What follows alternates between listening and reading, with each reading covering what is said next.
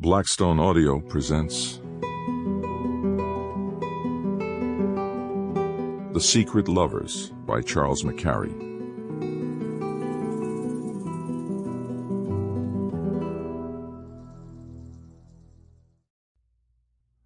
For My Father, in Loving Memory. Chapter 1. 1. As the car moved through the wet streets of Berlin in the hour after dawn, Horst Bülow fussed with his briefcase. It was a pigskin satchel, strapped and buckled, so old that it had lost the smell of leather.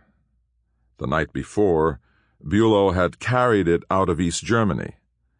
Now he arranged on the seat of the car the things he had brought in his briefcase: a safety razor and a tube of shaving cream, a heel of bread, half a sausage, a bit of hard cheese with tooth marks on it, a flask of schnapps, and, finally, a thick manuscript, hundreds of flimsy pages covered with tiny handwriting. "You'll need a cryptanalyst to read this," Bülow said. "It looks as if this Russian writes with his fingernails."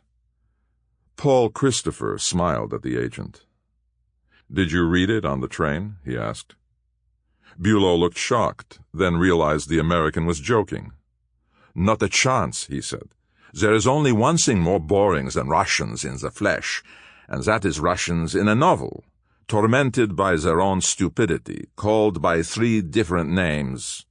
What is Russian literature? 1 universal genius, Tolstoy, and 6 provincial bores." Risk made Bülow talkative. He had been chattering, giving his opinions ever since Christopher picked him up 3 hours earlier near the Wannsee. They had walked together in the dark on the deserted beach. Bülow, his long graying hair blown by a wind filled with rain, told Christopher about the Wannsee beach between the wars.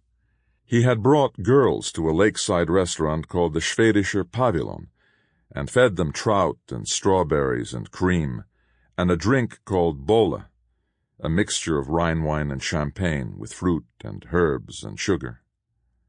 "Afterward, we would lie down in the Grunewald," Bülow had said. "But none of that exists anymore. I haven't heard of anyone drinking Bohle for 20 years. In the car, he shivered violently and drank from his flask. He registered his complaints.